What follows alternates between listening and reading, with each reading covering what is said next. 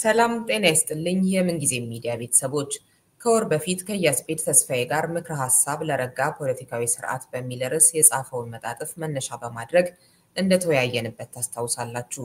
ዛሬ ደግሞ በፍቃዱ ኃይሉ ለያስፔድ ጽሑፍ መጋቢ መልስ ይሆን ዘንድ ጥያቄው ምንድነው የኢትዮጵያ ፖለቲካዊ አለመረጋጋት መንስኤዎችና የመፍትሄ ሐሳቦች በሚል ርዕስ ያዘጋጀውን ጽሑፍ መነሻ ያደረገ ቆይታ እናደርጋለን። የበፍቃዱ ጽሑፍ 3 ክፍሎች አሉት። የመጀመሪያው ክፍል የያስፔድን አንብሮ አሳጥሮ ያቀረበበት፣ ሁለተኛው አንብሮው ላይ ግምገማ ያደረገበት ሲሆን ሶስተኛው ክፍል ጽሑፉ ማካተት ነበረበት ያላቸውን ተጨማሪ ሐሳቦች ያስቀመጠበት ነው። በያስፔድ ጽሑፍ ላይ በሁለት ክፍሎች ሰፋ ያለ ውይይት ያካሄድን በመሆኑ ከበፍቃዱ ጋር ትኩረታችንን የምናደርገው መካተት ነበረባቸው ባላቸው ተጨማሪ ሐሳቦች ላይ ብቻ ይሆናል። ለምን ጊዜ ሚዲያ የመጀመሪያው እንደመሆኑ ስለ እንግዳችን ጥቂት ለማለት ያህል በፍቃዱ በሰብአዊ መብት ተሟጋችነቱና በሲቪል ማህበር መሪነቱ የሚታወቅ ሲሆን ከአክቲቪዝም ስራዎቹ ጋር በተያያዘ ዓለም አቀፍ ሽልማቶችን ያገኘ ጸሐፊም ነው። ሪዮት አለሙ ፕሮግራሙን እየመራው እስከ ፕሮግራሙ ፍጻሜ አብሬያችሁ ቆያለሁ። እንድትከታተሉን ጋብዛለሁ። በፍቄ ግብዣዬን ተቀብለህ ስለተገኘ በጣም ነው የማመሰግነው። እኔም አመሰግናለሁ ሪዮት።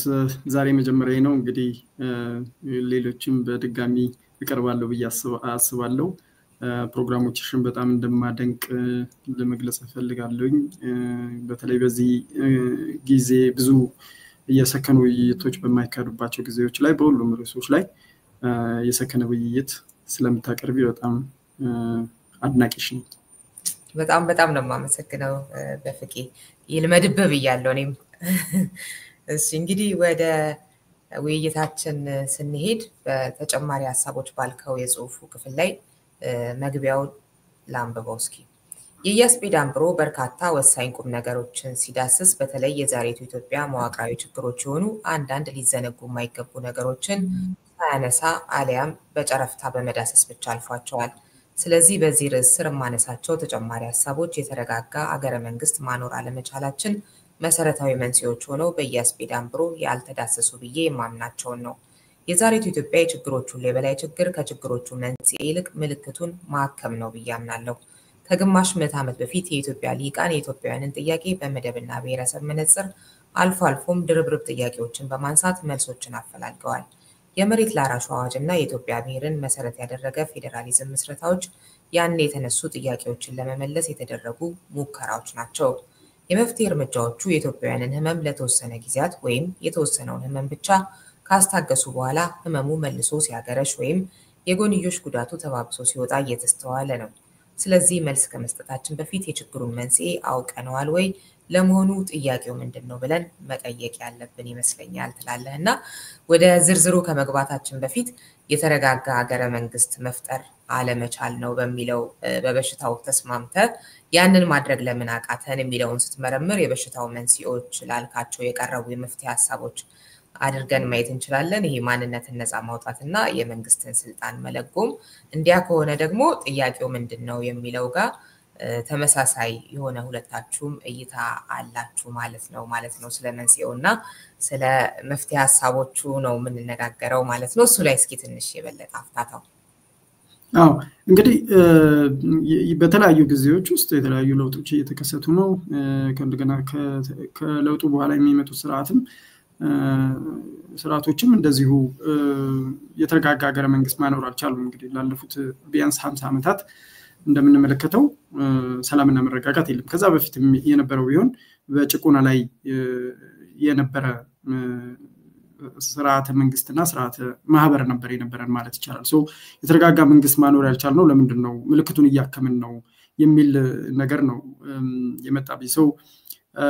አሁን ኢትዮጵያ የምትመራበትን ህግና ስርዓት ስንመለከት መዋቅራዊ እምላቸው እነሱ ነው። ህግና ስርዓት ወይም አሰራሩን የተመለከቱ ጉዳዮችን ነው ስንመለከት የዛሬ 50 ዓመት ያቤቱ ጊዜ በተደረጉ ዲያሎጎች ወይም ውይይቶች ላይ የተመሰረቱ ህጎችና አሰራሮች ያመጣቸው ናቸው ብዬ ነው የማስበው።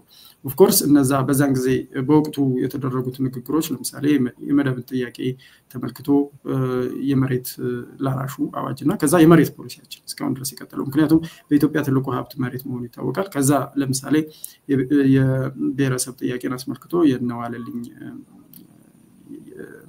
ቴሲስ ላይ ተመስርቶ የኢትዮጵያ ፌዴራላዊ መስርቷል። እሱም እንዲሁ የዛን ጊዜ ሲደረጉ የነበሩ ውይይቶች ላይ የተመሰረተ ህግና አሰራር ያመጣው ነገር ነው ማለት ነው። ግን በወቅቱ መፍትሄ ይሆናሉ ተብለው ለወቅቱ ችግር ወይም ደግሞ በተረዱበት ልክ የወቅቱ ሰዎች በተረዱት ልክ የወጠኑት የመፍትሄ ሐሳብ አሁን ግን የራሱን የሆነ ችግርና ውስብስብ ሁኔታዎችን ፈጥሮ ከግጭት ወደ ግጭት ወደ ተባባሰ እልቂትና ምናልባት ደግሞ የመበታተንና ማለቂያ የሌለው የግጭት አዙሪት ውስጥ ልንገባበት የምንችለው አደጋ የፈጠረ ይመስለኛል። አንዱ ማሳያ ያደረኩት እዛ ላይ እንግዲህ ሁለት አጥኚዎች የኢትዮጵያ ፌዴራላዊ ስርዓት ከተዘረጋ በኋላ ኢትዮጵያ ውስጥ ዘውግ ተኮር ወይም ደግሞ ብሔረሰብን መሰረት ያደረገ ግጭት ምን ይመስላል የሚለውን ያሳዩበት ነውና ግራፉንም እዛ ጽሁፌ ላይ ያሳይቻለሁ። ሙቪንግ አቨሬጁ እያደገ ግጭቶች እየጨመሩ እንደሚሄዱ ያሳያል። እስከ በፈረንጆቹ አቆጣጠር እስከ 2015 ድረስ ነው ያንኛው ጥናት የሚያሳየው ማለት ነው። ከዛ በኋላ ያለውን ደግሞ እኛም በሰፊው የምንመለከተው ይመስለኛል። አሁን አገሪቷ ባለችበት ሁኔታ ውስጥ ትልልቆቹ ክልሎች በብዛታቸው ማለት ነው ኦሮሚያና አማራ በከፊል ግጭቶች እያስተናገዱ ያሉበት ሁኔታ እንዳለ እናውቃለን። እንዲሁም ደግሞ ከኢትዮጵያ ጋር ነች አይደለችም የሚለው ራሱ አከራካሪ ሊባል የሚችልበት ሁኔታ ነው የሚመስለው። ምክንያቱም ግንኙነታቸው ከሌሎች የፌዴራል መዋቅሩ አባል ክልሎች የተለየ ሁላ የሚመስል ሁኔታ አለ። ይሄ ነገር እንዴት ነው እልባት የሚያገኘው እያልን መጠየቅ አለብን። እኔ መዋቅራዊ ችግሮችን ስዳስስ ሁለት ነገሮችን ነው በተለይ እያስፔድ አናንሳቸውን ብዬ ያነሳሁት ሁለት ነገሮችን ነው። የመጀመሪያው ማንነትን ነፃ ማውጣት ብዬ የጠቀስኩት ነው። እሱ ከማህበራዊ ውላችን ወይም ደግሞ ሶሻል ኮንትራክት ከሚባለው ከህገ መንግስታዊ መዋቅሩ የሚጀምር የሚመዘዝ ሲሆን ሌላኛው ደግሞ ከስልጣን ጋር ነው። እሱም ህገ መንግስታዊ መሰረት አለው። ግን ከሪጅም አፍተር ሪጅም ወይም አገዛዞች በተለዋወጡ ቁጥር የሚቀጥል አምባገነናዊነት ማለት ነው። ወይም ስልጣንን መለጎም የስልጣንና ከስልጣን መለጎም ነው የሚቻለው።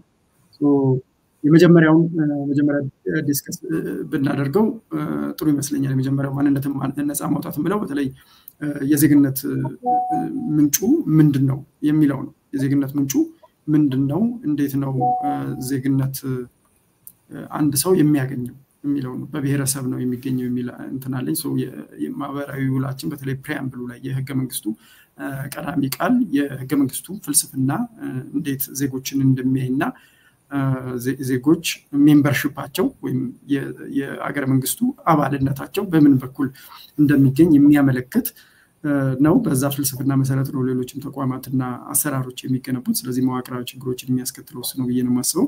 እንግዲህ በደንብ በሰፊ በጥልቀት እንግባበት ከተባለ መግባት ይቻላል። ግን የቋንቋ ጉዳይ አለ። የቋንቋ ፖሊሲ ጉዳይ ራሱ የቋንቋ አጠቃቀም ከፖሊሲ የተለየ ነው። እንዲሁም ደግሞ የኦቶኖሚ ወይም ራስ ገዝነት ደረጃዎች ራሱ ምን መምሰል አለባቸው፣ እንዴት ነው መሆን ያለባቸው ወዘተረፈ የሚሉት ነገሮች እንደገና መጤንና መከለስ አለባቸው። የራሳችንን የዘመናችንን ጥያቄ ማግኘት አለብን። ምክንያቱም ጥያቄው የዛሬ 50 ዓመት ጥያቄ ያነሳን ነው ዛሬ የምንፋጨውና እነዛን ጥያቄዎች መሰረት አድርጎ የተመለሱ መልሶች የለወጡትን ስታተስ ኮ ከግንዛቤ ውስጥ ያላስገባ ከሄድ ነው እየሄድን ያለ ነው የሚል ነው የኔ መከራከሪያ። ቆንጆ ነው። ምክንያቱም የዘመኑ ጥያቄ ምንድነው የሚለው ነው። ምንድን ነበር ለጠይቅህ የነበረው? ለምሳሌ አሁን ፕሮፌሰር መሳይ አንተ ሁለት ካነሳቸው ጉዳዮች አንደኛው ላይ በጣም ትልቅ ትኩረት ያደርጋል። ይሄ ስልጣንን አለመለጎም ማለት ነው። እሱ ነው ዋነኛ ችግራችን አይነት ነገርና አንተ ነፃ አለማውጣት ደግሞ ማንነትን የሚል ጨምረበታልና ይሄ ደግሞ የተረጋጋ መንግስት ካለመኖር አንዱን ብቻ ብናየውስ ሌላው ጥያቄ ያልሆነ ጥያቄ አድርገው አምጥተውብን ነው አይነት ነገር ልልህ ነበረ። ከተወሰነ ጊዜ በኋላ የዘመኑ በሚለው መልሰዋል። የበፊትም ነው የሚል እይታ ካለ ምናልባት እኔ አጣምሜበት እንዳይሆን እሱን ተጨምርና ስለ ማንነትን ነፃ ማውጣት ትንሽ ደግሞ ተጨማሪ ነገር ተነግረናል። እኔ በፊት ጥያቄው አለ ብዬ አስባለሁ። አሁንም ድረስ ብሔረሰብን መሰረት ያደረጉ ጥያቄዎች አሉ። እሱን ለመጨፍለቅ በፍጹም አልፈልግም። ብሔረሰብን መሰረት ያደረጉ ጥያቄዎች አሉ ስል እንግዲህ ብሔረሰባዊ ማንነቶች ቋሚ አይደሉም፣ ሪጂድ ነገር አይደሉም፣ ስታቲክ ሆነው ለዘላለም የሚኖሩ አይደሉም። ብሔረሰባዊ ማንነት ወይም ቋንቋን ጨምሮ ራሱ ይወለዳሉ፣ ያድጋሉ፣ ይሞታሉ።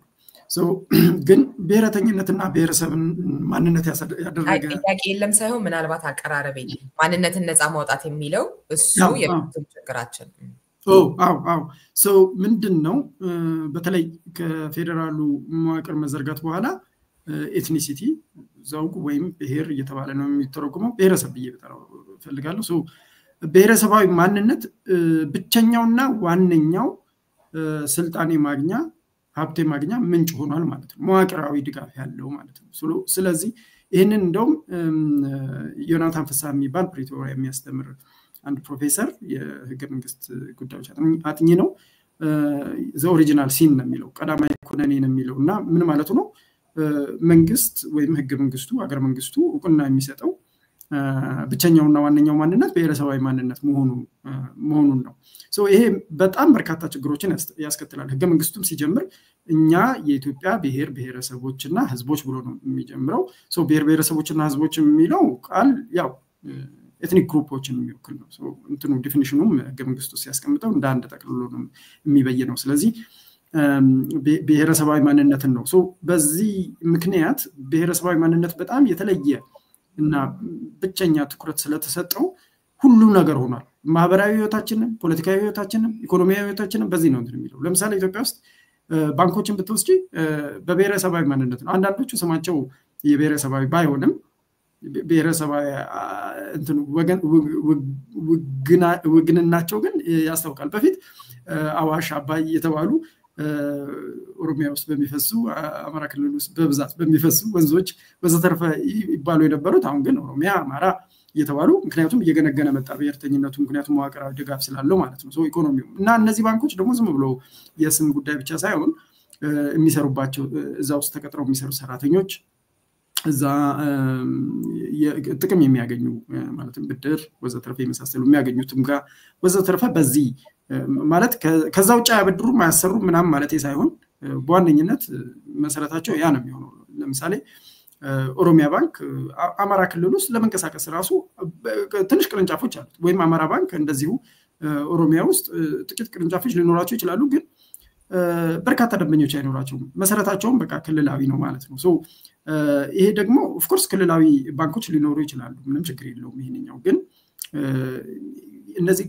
ክልላዊ ሳይሆኑ ኤትኒካዊ ዘውጋዊ ናቸው ወይም ብሔረሰባዊ ናቸው ያ ነው እንትኑ ከዛ በኋላ ኳስ አሁን ለምሳሌ በብሔረሰብን መሰረት ያደረጉ ኳስ ቡድኖች ይመሰረታሉ ምናልባት እንግዲህ በ2010 በኢትዮጵያ አቆጣጠር ማለት ነው ግጭቶች ምናምን ከፍተኛ የኳስ ግጭቶች ሲፈጠሩ የነበሩት የማን ነው ወሎ ውስጥ ያለ አንድ የእግር ኳስ ቡድን ስሙን ረሳሁት ዘነጋሁት ለጊዜውና ከዛ ትግራይ ያለ አንድ የኳስ ቡድን ነበር ስለዚህ ሁለቱ መካከል ደጋፊዎች መካከል ይነሱ የነበሩት ግጭቶች ከኳስ ያለፉ ነበር በአብዛኛው ብሔረሰብን መሰረት ያደረጉ ነበርና በጣም ከፍተኛ ነው ሰሞነኛው ሲዳማና ወላይታ የሰሞኑም የሲዳማ ቡናና የወላይታ ዲቻ እንዲሁ ፖለቲካው ስር ድረስ ነው እንደውም የጸጥታ ኃይሎች በጣም በርካታ የወላይታ ዲቻ ደጋፊዎችን አስረው ነበርና ምርመራ ሲያደርጉም የነበሩት ፖለቲካዊ መንስኤ ይኖረው ይሆናል ወይም ደግሞ ለፖለቲካ ተቃውሞ ሊሆን ይችላል ይወጡት የሚል አይነት አዝማሚያ የነበረው ነበር ምን ያህል በቃ ኢንተርቴይንመንቶቻችን ራሱ ማለት ነው ሙዚቃዎቻችን ፊልሞቻችን ባንኮቻችን ኢኮኖሚው የሚዘወርበት ሁኔታ በሙሉ በብሔረሰባዊ ማንነት ቅኝት ውስጥ እንዲወድቅና ሲቪክ ማንነት እንዳናዳብር አድርጎናል የሚል ነው እንትን ያልኩት ይሄ ገና ህገ መንግስታዊ ፍልስፍናው ነው የሚጀምረው ኦፍ ኮርስ ሰዎች በምርጫ ነው የሚወስኑት ምናምን ዲሞክራሲያዊ ምርጫ እስኪመጣ ድረስ እሱም ራሱ ምን ያህል ተጽዕኖ ይፈጥራል የሚለው ወይም ልዩነት ይፈጥራል የሚለው እንትን የሚል ነው የሚያጠያይቅ ነገር ነው ግን ህገ መንግስቱ ራሱ መጀመሪያ እኛ የኢትዮጵያ ብሔረሰቦችና ህዝቦች ብሎ ሲል የዜግነት መስመሩ ወይም በሩ ምን እንደሆነ እየነገረን ነው ማለት ነው የኢትዮጵያ ዜጋ ለመሆን የአንድ ብሔረሰብ አባል መሆን የግድ ይጠይቃል ማለት ነው ሰዎች ደግሞ ከብሔረሰባዊ ማንነት በላይ ሊሆኑ ይችላሉ ግን ሞስት ኢምፖርታንትሊ ከብሔረሰባዊ ማንነት አንድ የማንነቶቻቸው መገለጫ እንጂ ብቸኛው እና ዋነኛው ሊሆን አይችልም ለምሳሌ አንቺ እንደ ሴትነቴ ነው እኔ በብዛት ከሰው ጋር የሚያገናኝ ሰዎች ልክ እኔን ሲያዩ መጀመሪያ የሚያውቁት ሴት መሆኔን ነው ስለዚህ ሴትን ትሪት እንደሚያደርጉበት ማህበረሰቡ ባስተማራቸው መልኩ ሴትን ትሪት በሚያደርጉበት መልኩ ትሪት ሊያደርጉኝ ይችላሉ ብለሽ ልትይ ትችያለሽ አንዲት ጋምቤላ ተወልዳ ያደገች ያኛዋ ልጅ ከኛዋ ቤተሰቦች የተወለደች ልጅ ስትመጣ ደግሞ በቃ ሴት እና አኛዋ የሆነች ወይም ምናልባት በቆዳ ቀለሟ ምክንያት የሚለዩት ከሆነ ብዙ አይነቶች ማንነቶች ሊኖሩ ይችላሉ ተደራራቢ ናቸው በሙያሽ በትምህርት በመታፈሪው ወይ በጋዜጠኝነት እንደምንለው በጣም በርካታ በየጊዜው ለምሳሌ ዛሬ በብሔረሰባዊ ማንነቴ በጣም አስፈላጊ መስሎ ከታየኝና ራሴን በብሔረሰባዊ ማንነት መግለጽ ከፈለኩኝ ነገ ደግሞ በሌላ ልገልጽ ይችላል እኔ አሁን ብዙ ጊዜ ከሰዎች ጋር ራሴን አስተዋውቁ ሲባል ብሔረሰብ ማንነት መጥራት ራሱ ትዝ ብሎኛ ያቅም እውነቱን ለመናገርና ከስራ ጋር ለምሳሌ ካሉኝ ማንነቶች ውስጥ በፍጹም ትዝ የማይለኝ ነገር ቢኖር ይሄ ብሔረሰባዊ ማንነት ነውና እኛን ሁሉ ጨመር ነው እንግዲህ የደስ ሲስተም ያ ዜግነትሽ በቃ በዛ ነው የሚሆነውና እንደ ምሳሌ የተጠቀስኩት ምንድነው የስዊዘርላንድን እዛ ጽሁፍ ላይ ደጋግሜ ተጠቅሰው ነበርና የስዊዘርላንድ ህገ መንግስት ሚሉት ምንድነው we the Swiss people and cantons ብለው ነው የሚሉትና በኢትዮጵያ በእንተረጉመው ምናልባት እኛ የኢትዮጵያ ዜጎችና ክልሎች ወይም ክፍለ ሀገር ክልል ስለሚባል የኢትዮጵያ እሱ ላይ ቋንቋውም ላይ ይሹ አለብኝ ክልል የሚለው ራሱ አሁን የካንቶኖች የሚለውን የስዊዘርላንድን ስንመለከት ክፍለ ሀገር እንደማለት ነው ወይም ሰብ ዲቪዥን ነገር እንደማለት ነው ስለዚህ ክፍለ ሀገር እንደማለት ነው ክፍለ ሀገር የሚለው ቃል አሁን ከድሮ ስርዓት ጋር የተያያዘ ስለሆነ ብዙ ሰዎች ላይ ወድት ይችላሉ ነገር ግን ክልል የሚለው በጣም የባሰው ነው ደግሞ ኤትኒሳይዜሽን ኦፍ ስቴትስ የምንለው ወይም ደግሞ ብሔረሰባዊ ማድረግ ክልሎችን ብሔረሰባዊ ማድረግ ወይም ሜምበር ስቴቶችን ብሔረሰባዊ ማድረግ ፖለቲካዊ ሚና እየተጫወተ ይመስለኛል በተለይ አንዳንዶቹ ክልሎች ለምሳሌ ሶማሊ ክልል አማራ ክልል የመሳሰሉት አፋር ክልል የመሳሰሉት በብሔረሰብ ስም ስለተሰየሙ እነዛ ክልሎች ውስጥ የታጠሩ እንዲሆን ያደርጋል አንደኛ ክልሎቹን የነዚህ ብሔረሰቦች ብቻ ያስመስላቸዋል ሁለተኛ ደግሞ ያ ብሔረሰብ ከዛ ክልል ውጪ በቃ የተከለለ ይመስላል የቋንቋ አጠቃቀማችን ራሱ ፖለቲሳይዜሽን ኦፍ ኤትኒሲቲ በጣም ኮንትሪቢዩት ያደረገ ይመስለኛል ማለት ነው ህገ መንግስታዊ ፕሪያምብላችንን ላይ ክልሎቹ የምንሰይምበት ላይ ከዛ ክልሎቹን የምንረዳበት ራሱ ክልሎቹ የብሔር ክልል መሆን የለባቸው ኤትኒክ ስቴትስ ወይም ኔሽን ስቴትስ መሆን የለባቸው ግን አሁን አምቢሽኑ እንደዛ ኤትኒክ ስቴትስ መፍጠርና ከዛ በኋላ የኤትኒክ ስቴቶች ፌደሬሽን ለዛ ነው የኤትኒክ ፌዴራሊዝም የሚባለው እሱ በጣም ፕሮብሌማቲክ ነው የክልሉ ባለቤቶች ተብሎም የክልሉ ህገ መንግስት ላይ ካሉት ውስጥ እሱ በተለይ በቤኒሻንጉል ጉሙዝ ላይ የክልሉ ባለቤቶች ተብሎ የተጠቀሱ አሉ እዛ ውስጥ ለምሳሌ የአማራ ብሔረሰብ ተወላጆች እና የኦሮሞ ብሔረሰብ ተወላጆች አልተጠቀሱም ነገር ግን ፌዴሬሽኑ በሚመሰረትበት ጊዜ ውስጥ በህዝብ ቁጥር ሁለተኛና ሶስተኛ ነበሩ የአማራ ብሔረሰብ ተወላጆች እና የኦሮሞ ብሔረሰብ ተወላጆች የሚባሉት ማለት ነው እዛ ውስጥ ለዛ ነበሩ እዛ ፌዴሬሽኑ በሚመሰረትበት ወይም ክልሉ በሚመሰረትበት ጊዜ ወቅት እዛ የነበሩ ዜጎች የክልሉ እኩል ዜግነት አልተሰጣቸውም ነበር ያም እንግዲህ ከፍልስፍናው ነው የሚቀዳው የፌደራል መንግስቱ ህገ መንግስት ብዙ ነገሩ ቃላቱ አታላይ ናቸው ቤናይን ይመስላሉ ከውጭ ግን የፖለቲካ ፍልስፍናቸው ምንድነው የሚለውን ስንልና በተለይ ደግሞ ክልሎች እንዴት ተረጎሙት ከዛ ደግሞ በፕራክቲስ ምን አይነት ውጤት አመጣ ምናምን የሚለው በጣም አደገኛ ሆኖ ነው የማየው ያ ነው ሌላው ቋንቋ ነው እንግዲህ የራሱ የብሔረሰብ ዲፊኒሽናችን ቋንቋን መሰረት ያደረገ ነው እና ቋንቋንና ማንነትን ማጋባት በጣም አደገኛ ነው ለምሳሌ እንግሊዝኛ ተናጋሪ በሙሉ እንግሊዛዊ ነው ማለት ነው ኢትዮጵያ ውስጥ በታሪክ አጋጣሚ አማርኛ እንግዲህ የአማርኛ ኢቮሉሽን ራሱ ከዚህ በፊት ጽፌው ብዙ ተቃውሞም አስነስቶብኛል ክርክርም የቀሰቀሰ ይመስለኛል ግን ዞሮ የሱን የአማርኛን አመጣጥ ራሱ ስንመለከተው ይነግረናል። በቃ ያው መንግስት ኢንዶርስ አድርጎታል፣ ግን መንግስት ኢንዶርስ ሳያደርገው በፊት የራሱ የሆነ ሞመንተም አግኝቶ ነበር። ስለዚህ ራሱ አመጣጡ ይነግረናል። መጀመሪያ አማራ የሚለው ቃል ራሱ በጣም ፕሮፌሰር መስፍንን ብዙ ጊዜ ሲያጨቃጭቃቸው የኖረው ጉዳይ እሱ ነበር። አማራ የሚባል ብሔረሰብ አልነበረም። በኋላ ላይ ነው ያው ፖለቲካው ነው ብሔረሰቡ የፈጠረው እንጂ ያው መንግስት አዶፕት ስላደረገው ላንጉጁን እንደዛ ሰው እኔ አሁን እሱ ሳይሆን የቋንቋ ፖሊሲ የለንም። እንደ አሁን አይ ቲንክ የብልጽግና መንግስት ከመጣ በኋላ ጠርዝ ላይ የሚል የማን ነው ዶክተር በድሉ አቅጅራን መጽሐፍ መሰረት አድርጎ ይመስለኛል ወይም እሱ ሲያማክራቸው ስለነበር ይመስለኛል 5 ቋንቋ ፖሊሲ አምጥተዋል። ሶ የፌደራል ቋንቋ ሆኗል ነገር ሶ አዲስ አበባ ውስጥ አሁን ትምህርት ቤቶችም ብዙ ቢሮክራሲዎች ውስጥ ምናምን የሚሄድ ሰው ቢያንስ ኦሮምኛና አማርኛን ያስተውላል። በኦሮምኛም በአማርኛም አገልግሎት ማግኘት ይችላል ምናምን ሰው እንደዚህ አይነት መደረግ አለባቸው። አሁን ለምሳሌ ምናልባት ግን ይቅርታ በፍቄሱ ጋር እንደውም ቋንቋንና የዘውግን ወይንም በአንተ ብሔረሰብን የማጋባቱ አይነት ነገር ላይ እንደውም እንደሱ አልሆነም። ለምሳሌ የአንድ ቋንቋ ተናጋሪ በክልል ውስጥ ያለ ሌላ ቋንቋ የማይችል ራሱ እየተቆጠረ አንተ ከዚህ ነህ እየተባለ የሚደርሱ ማንነት ተኮር ጥቃቶች ይሄን ስታይ እንደውም እኮ መገለጫ አልሆነም ቋንቋ መናገሩ አይነት ነገር እሱን እንዴት ታየዋለህ? አዎ እሱ ነው አይረኒው። እንግዲህ እንደውም አንዱ አይረኒው እሱ ነው። ለምሳሌ አዲስ አበባ ተወልዶ ያደገ የኦሮሞ ብሔረሰብ ወላጆች ያሉት ልጅ ራሱን ኦሮሞ ብሎ ቢጠራም ባይጠራም ኦሮሞ ነው የሚባል እድሉ በተለይ በአሁን ባለው የፖለቲካዊ ሜንስትሪም አስተሳሰብ በቃ እንትን የተባለ ነው።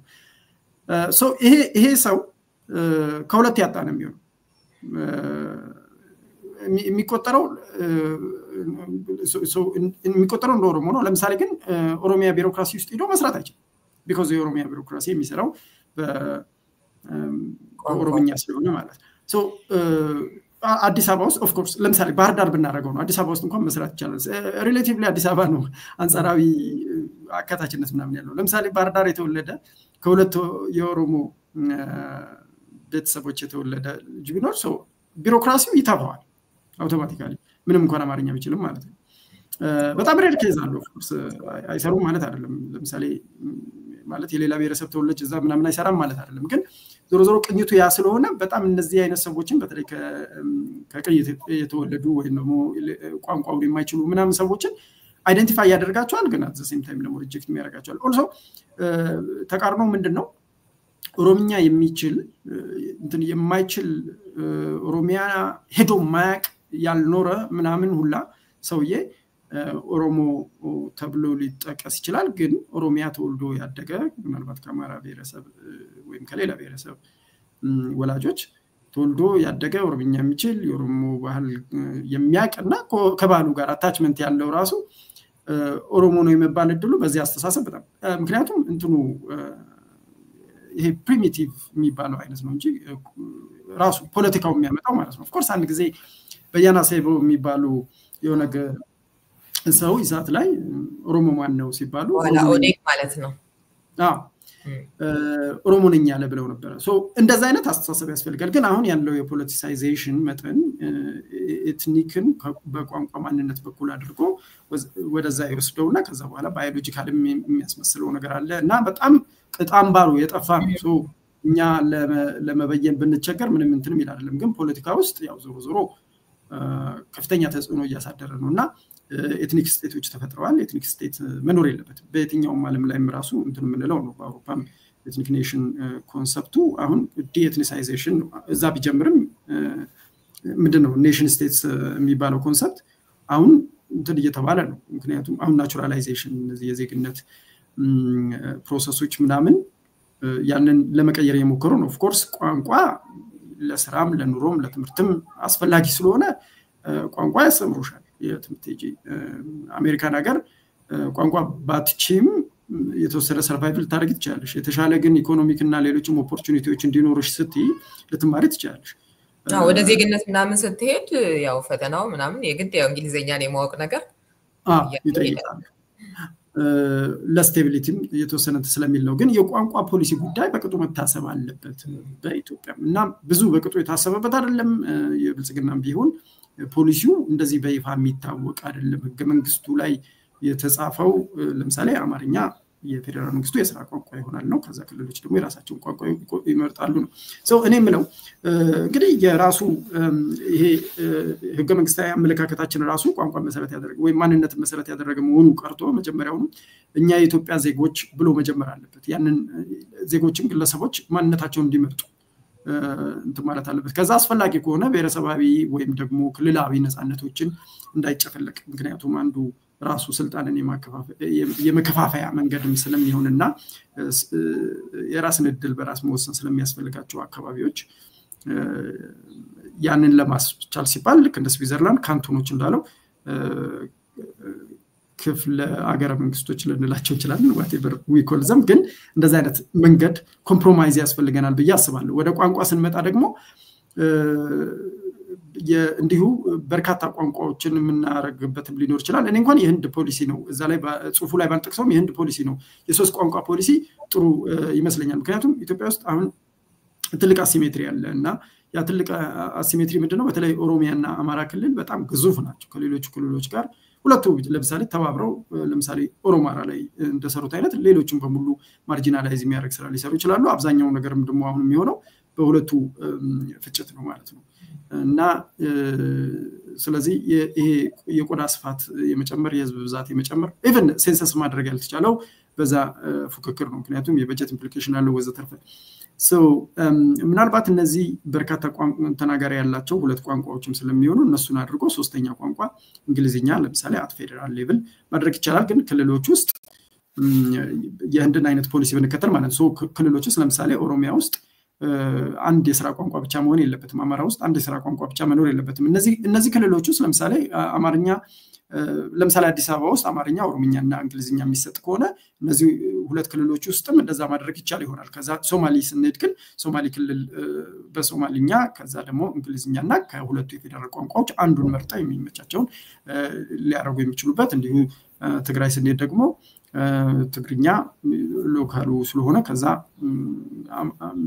አማርኛ ወይም ኦሮምኛና እንግሊዝኛ እየመረጡ ሶስት ቋንቋ ምክንያቱም እንግሊዝኛም ያስፈልጋቸዋል ኢንተርናሽናል ገበያው ውስጥ መግባት የሚችል ማህበረሰብ መፍጠር ያስፈልገናል ሶስት ቋንቋ ፖሊሲ ምናልባት አሪፍ ሊሆን ይችላል እኔ እንደመፍትሄ እዚህ የምጠቁመው ነው ግን የቋንቋ ፖሊሲዎች ኦልሶ ፌደራል ሌቭል ብቻ ነው ዲስከስ የሚደረገው በክልሎችም መደረግ አለበት ኦሮሚያ ውስጥ ለምሳሌ የህዝብ ቆጠራ በነበረበት ጊዜ ውስጥ በባለፈው ቆጠራ ማለት ነው 12% የሚሆኑት ሰዎች የሌላ ብሔረሰብ ተወላጆች እንደሆኑ ይነገራል ግን ብዙዎቹ የኦሮሚያ ከተሞችም አማርኛ ይነገራሉ ለምሳሌ አማርኛን ሁለተኛ የሥራ ቋንቋ አድርጎ ማቅረብ ሶስተኛ የሥራ ቋንቋም ሊኖሩ ይችላሉ ከሶማሊ ክልል ጋር ትልቅ ድንበር ስለሚጋራ እንዲህ አይነት የክልሎቹን ቋንቋዎች እና የስዊዘርላንድን ደግሜ ስጠቅስ ለምሳሌ አንዱ እሱ ነው ብዙዎቹ ክልሎች ሁለት ቋንቋ ተናጋሪ ካንቶኖቻቸው ማለት ነው ሁለት ቋንቋ ተናጋሪ ናቸው ወይም በሁለት ቋንቋ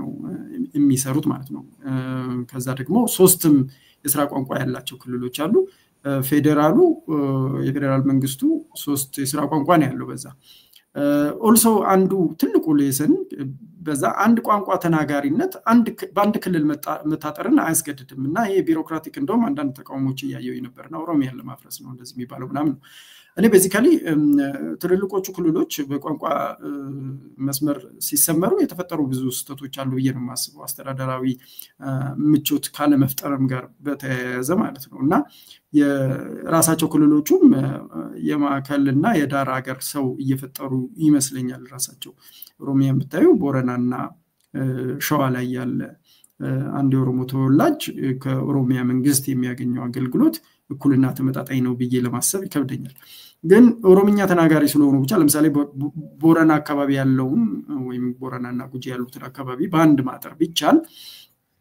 ምናልባት ለአገልግሎትም ጠቃሚ ይሆናል ግን እነሱም ብቻ ሳይሆን እዛ የራሱን የአካባቢውን ቋንቋ ባህል ከግምት ውስጥ ያስገባና ሌሎች ማስተዳደራዊ ሁኔታዎች እዛ አካባቢ ያለው ለምሳሌ አርብቶ አደር ስለሆነ በብዛት ያንን ከግምት ውስጥ ያስገባ አስተዳደራዊ መዋቅር ቢዘረጋና ራሱ መዋቅሩ ራሱ ቢከለስ ጥሩ ሊሆን ይችላል ይሄ ደግሞ በኦሮሚያ ብቻ ሳይሆን በአማራም በሌሎችም ክልሎች ውስጥ ነውና ሁለገብ ይሆነ ግን እንደዚህ ሰጀስት አድርግ አርቢትራሪ የሆነ አንድ መንግስት መጥቶ በጉልበት የሚጨነው ነገር አይደለም መሆን ያለበት ምክንያቱም ከዚህ በፊት እነዛ ነገሮች ናቸው ከፍተኛ ቀውስ ያስከተሉ ያሉት ስለዚህ ከፍተኛ ህዝብ አሳታፊ የሆነና በተለይም ደግሞ የፖለቲካ ሊቃኑ ሙሉ ተቀራርቦ ተነጋግረው ይሄ ዘላቂ መፍትሄ ነው የሚሉበት ብሔረሰባዊ ማንነቶችን ለስልቀጣ ወይም አሲሚሌሽን የማያጋልጥና ሌሎችም ማንነቶች ደግሞ በኩል ሁኔታ የሚከበሩበትና ዜጎች በዜግነት ብቻ የአገረ መንግስቱ አባል የሚሆኑበት ግዴታ አንዱን ማንነታቸው እንዲመርጡ ወይም ደግሞ በማንነታቸው ብቻ የዜግነት ማዕረግ የሚያገኙበት እንዳይሆንና የሲቪክ ቨርቹስ ያለው ስርዓተ ማህበር መመስረት እንድንችል ተደርጎ ሜክ መደረግ አለበት ብዬ ነው የማስበው እሱ ላይ መንገዱን ስትናገር እንግዲህ በኃይል መሆን የለበትም የሚል ተናግረሃልና በአንድ በኩል ቀስ በቀስ መሆን አለበት አይነት ነገር ለምሳሌ ከዚህ በኋላ የሚኖረው የመኪና ታርጋ ኢት ብቻ የሚል ይሆናል የክልሎችን የከተማዎችን ስም ብቻ ይዞ ይታተም የነበረው ሰሌዳ የሚያስቀር አዲስ የተሽከርካሪ ሰሌዳ ተግባራዊ ሊሆን ነው የሚለውን የቅርብ ጊዜውን የዋዜማን ዘገባ እናስተዋውሳለንና እዚህ ላይ ይደረጉ የነበሩ ነገሮች ይሄንን አሁን ማንነትን ነፃ ማውጣት አይነት የሚመስል አይነት አካሄድ ግን ያው ቀስ በቀስ የማድረግ ነው በሚል ያንን በዚህ መልኩ የተረዱ ሰዎች ነበሩ እንደዚህ አይነት ወይስ ደግሞ አይ ተስማምተውበት ስትል የሊቃን ድርድር አይነት ነው ምን አይነት መንገዱ ምን አይነት የሚለውን የበለጠ ግልጽ ብታረጋው ያው የሊቃን ድርድር ዘላዮች አሉ ግን እኔ የመጀመሪያው ስቴፕ መሆን ያለበት አንደኛ ዲፖለቲሳይዜሽን ኦፍ ላንጉዌጅስ ወይም ደግሞ ቋንቋን ከፖለቲካው መነጠል ነው የመጀመሪያው ነገር ማለት ነው በቋንቋ አገልግሎት ማግኘት ወዘተርፈ ምናምን ነው አይደለም ያለው ሶ በቋንቋ አገልግሎት በቋንቋ ምክንያት የሚበደል የሚጨቆን ሰው መኖር የለበትም አገልግሎት የሚነፈቅ ሰው መኖር የለበትም የሥራ ዕድል የተለየ የሥራ ዕድል የሚያገኝ ወይም የተለየ የሥራ ዕድል የሚያጣ ሰው መኖር የለበትም ሶ ዲፖለቲሳይዝ የምናደርገው እሱ ነው አሁን በቋንቋ ምክንያት የሚበደል ወይም የሚጠቀም ሰው መኖሩ ራሱን የቻለ ችግር ፈጥሯል በክልልም ይሁን በፌደራል ሌቭል ማለት ነው so depoliticization of language እንበለው ይሄንን ሌላኛው ደግሞ de-ethnicization of states የመጀመሪያው ስቴፕ የሚመስለኝ so ክልሎችን የብሔር እናደርጋቸው አሁን የብሔር ናቸው ተብሎ ነው የሚታሰቡት ስለዚህ የብሔር መሆናቸው ቀርቶ ሲቪክ ቨርቹ እንዲኖራቸው ካዳበርን ከዛ በኋላ ግን ቀስ በቀስ እንትን ማድረግ እንችላለን እኔ ፌደሬሽኑን ቀጥታ ይሄ በተለይ ሬር አሬንጅመንት ወይ መዋቅሩን መልሶ ወደ ማዋቀር ዘሎ ከመግባት በፊት እነዚህ ሁለት የቋንቋና የኤትኒክ ጉዳይ ከተባለ በኋላ ለምሳሌ ትልልቆቹ ክልሎች በተለይ እነሱ ስለሆኑ አስቸጋሪ የሚሆኑት እነሱን በእንትን ማለት ይቻላል መከፋፈል ያስፈልጋል በያስባሉ ለምሳሌ ልዩ የኢትዮጵያ ፌደሬሽን ልዩ ዞን እና ልዩ ወረዳ የሚላቸው ኮንሰፕቶች አሉ ይሄ የሆነበት ምክንያት ምንድነው ለምሳሌ አንድ ቦታ የሰፈሩ ተመሳሳይ ቋንቋ ተናጋሪ ካሉ ለምሳሌ አገው ወዘተርፈ የመሳሰሉትን ለነሱ ልዩ የራሳቸው ምክር ቤት ይኖራቸዋል የራሳቸው አኗር በጀትና ኦቶኖሚ ወይም ራስ ገዝነት ይኖራቸዋል ያንን ራስ ገዝነት ለምሳሌ እኔ እንደምረዳው ለምሳሌ ወሎ ከጎጃም ጋር ጎጃም ጎንደር የመሳሰሉት እነዚህ የራሳቸው የሆነ ታሪካዊ ማንነትም አላቸው ብዙ ልዩነቶች አሏቸው ብቻ እነሱ ከኛ የበለጠ የሚረዱት ማለት ነው አሁን በተለይ የፋኖች ራሱ አንድ መሆን አልቻሉም ተብሎ ሲነሳ እና በእነመረብ ላይ አንዳንድ ጊዜ እርስ በርስ የቃላት ቶክስ ልውውጥ ሲያደርጉ እንደምንመለከተው ራሳቸውን ዲስቲንክት ነን የተለየነን ብለው የማሰብ ነገር አለ ስለዚህ እነዚህ ልዩ ዞን ሆነው ቢኖሩ ግዴታ አንድ ቋንቋ ስለተናገሩ አንድ ናቸው መባሉ ቀርቶ ማለት ነው የራሳቸው ምክር ቤት የራሳቸው ኦቶኖሚ ቢኖራቸው ሰማው ቋንቋንና ማንነትን አንድ አድርጎ የማሰብ ነገር ሊቀር ይችላል ወዘተርፈ ኦሮሚያም ውስጥ እንደዛው ለምሳሌ ጉጂ ወለጋዎች ራሱ ከሃይማኖታዊ ማንነት ሊሆን ይችላል ከታሪካዊ ማንነቶች ሊሆን ይችላል ብዙ የግጭት መንስኤዎችም ናቸው ሰው ልዩነቶች አሉ አርሲ ወዘተርፈ እና ይሽዋ እነዚህ እንትኖች መጀመሪያ ልዩ ዞን ልዩ ዞንነት የተለየ የቋንቋ ግሩፕ መሆንን ብቻ ሳይሆን እንደዚህ የተለየ ታሪካዊና ማንነታዊ ሁኔታዎች አሉን ብለው የሚያስቡ ሰዎችን በመስጠት ኦቶኖሚ በመስጠት ምክር ቤት በመፍጠር ወዘተርፈ ስልጣንን በክልሎችም ደረጃ ቢሆን እንዲከፋፈልና አውቶኖሚ ወይም የራስ ገዝ ስልጣን ያላቸው አካባቢዎች እንዲኖሩ በማድረግ መጀመር ምናልባት ሊያዛልቅ ይችላል። ከዛ በፊት ግን አሁን ባለንበት ሁኔታ እንደዚህ አይነት ጀኒዩን የሆኑ በቅንነት ሰላምና መረጋጋት ለማምጣትና ለህዝቦች ፎይታ ለመስጠት የሚያስችል ፖለቲካዊ ድርድር ለማድረግ የሚያስችል ሁኔታ ያስፈልጋል። ያንን ማድረግ የሚቻለው የፖለቲካ ሊቃን ተሰባስበው መምከር ሲችሉ ነው። እኔ አሁን ኢትዮጵያ ውስጥ ያለው ናሽናል ዲያሎግ ወይም ደግሞ ሀገራዊ ምክክር አይሰራም ብዬ የማስብበትም ይሄ ነው።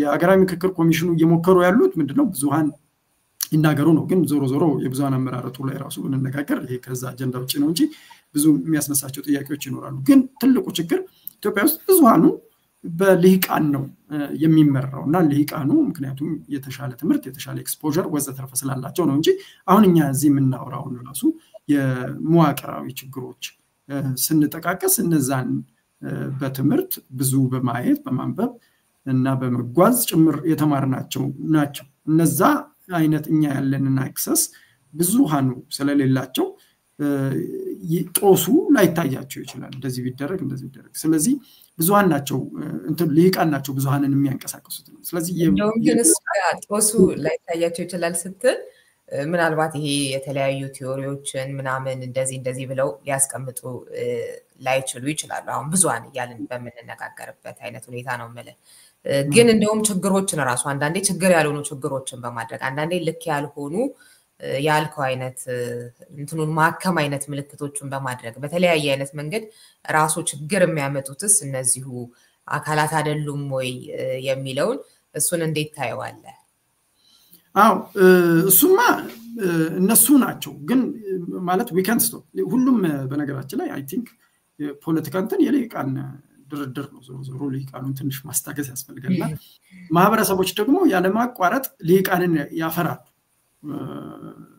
ወደውም ይሁን ባይወዱትም ልሂቃን መፈጠራቸው አይቀርም ማለት ነው። ስለዚህ በብሔረሰባዊ ማንነት ለምሳሌ የብሔረሰብ ጭቆና አለ ኢትዮጵያ ውስጥ ሲባል ብሔረተኝነት ወይም ብሔረተኝነት መፍትሄ ነው ብለው ሲያቀርቡ necessarily ማለት የብሔረሰብ ጭቆና በብሔረተኝነት ነው የሚፈታው የሚለው ምንም ማረጋገጫ የለም። የኛም ተሞክሮ ያንን አያሳይም። ስለዚህ ግን ዞሮ አፒል ያደርጋል አይደል? ለብዙሃኑ አፒል ያደርጋል። ልሂቃኑ ደግሞ የነሱን ስልጣን ወይም ደግሞ ኢንፍሉዌንስ ከፍ እስካደረገላቸው ድረስ ማንኛውንም ነገር ያደርጋሉ።